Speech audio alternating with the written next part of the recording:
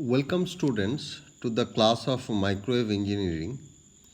Today we'll be discussing how amplification happens in a two cavity klystron.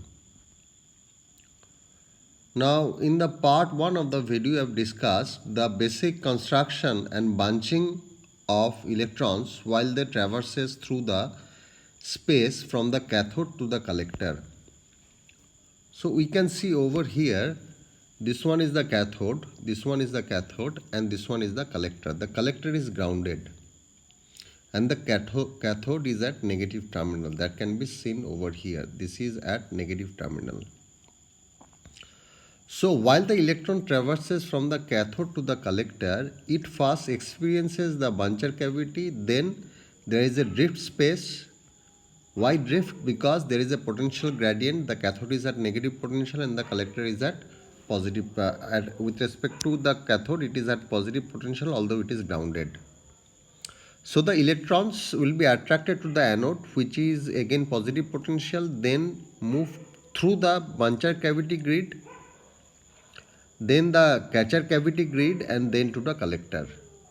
Now we have already discussed in the part 1 that due to the presence of a RF signal in the buncher cavity and RF signal in the buncher cavity, there will be velocity variation, which is called velocity modulation. See, V0 over here is the velocity of the electron while after it has left cathode and just crossed anode. So on the entrance plane of the buncher cavity, where all the electrons are roughly having the same velocity, V0. But V of T1 is the velocity, see the time axis over here. So V of T1 is the velocity after crossing the grid of width D. So D is the width of the grid, so this is D. So while an electron passes through the grid, if it passes through the grid if the grid potential is varying and if it is positive, then its velocity will be increased. And if it is passing when the grid potential is at zero crossing, there will be V0 will remain as V0, and in the negative terminal and in the negative half, the velocity of the electrons will be decreased. So we have discussed we will be having one fast electron, one slow electron, and one reference electron,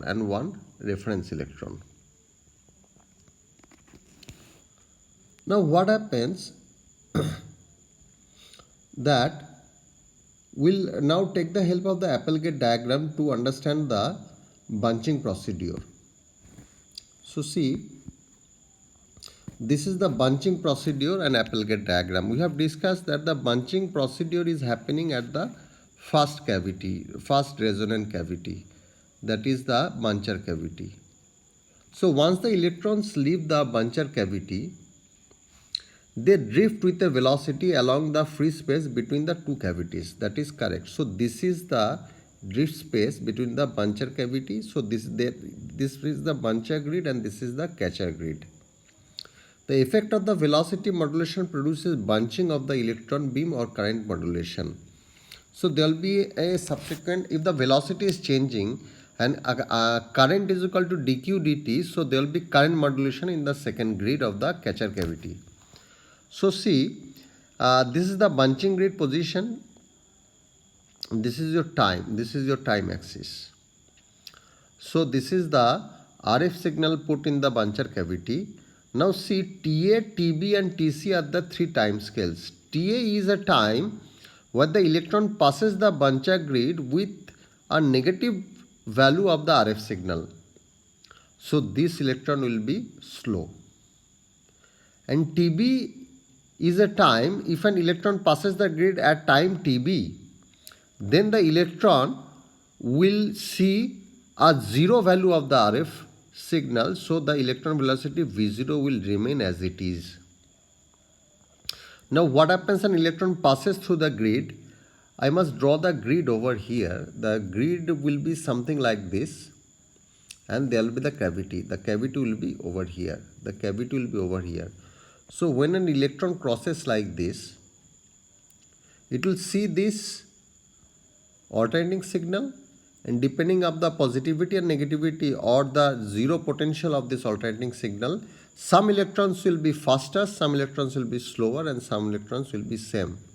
Now the distance between the buncher cavity and the catcher cavity and the velocity could be adjusted such that all the electrons meet at the catcher cavity beyond a distance delta L from the buncher cavity, this delta L, and they meet at the same time Td.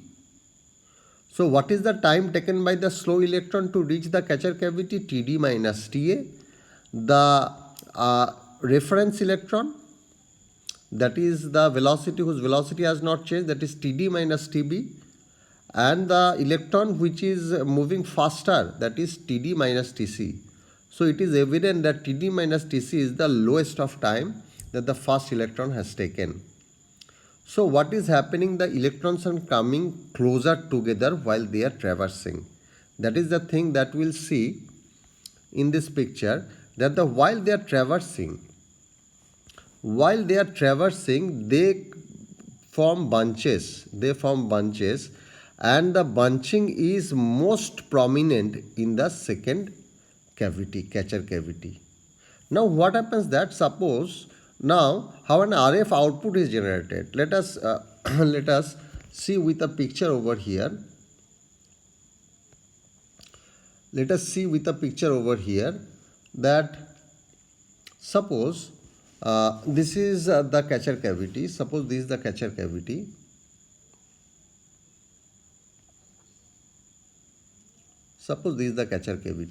Okay, and there is a grid. And again the other section of the catcher resonant cavity. Now the electrons are passing like this. Suppose the electrons are somewhere over here. They are bunched, no doubt about that. Now this electrode will have negative potential and this electrode will have comparatively positive potential. So the field lines will be like this, electric field lines will be like this. So what will happen? Now current will propagate along this direction from positive to negative terminal. And when this particular electron cloud is over here, they are traversing, this is the collector grounded. So they are traversing in this direction. So whenever they are here, what will happen? Now this becomes negative and this becomes positive. So the current will flow along the other direction, or current will flow in the other direction. So see, there an alternating signal is being generated, and the magnitude of this alternating signal is much more than the RF signal in the buncher cavity. That's why the RF signal will be amplified. That's why we are getting an amplified signal.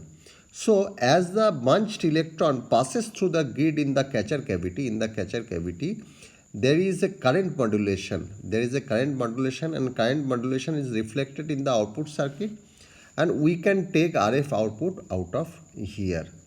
So and its value will be much higher with respect to the input RF signal. That's why we get an output RF signal. So what is happening over here?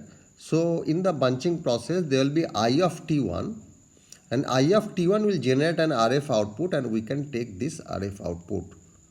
So that is how we have been able to understand the amplification by two cavities. The first one is the buncher cavity, responsible for bunching of the electrons, and the second one is the catcher cavity, where a current modulation happens and the RF signal gets amplified. Thanks for listening. If you like the video, please like and subscribe.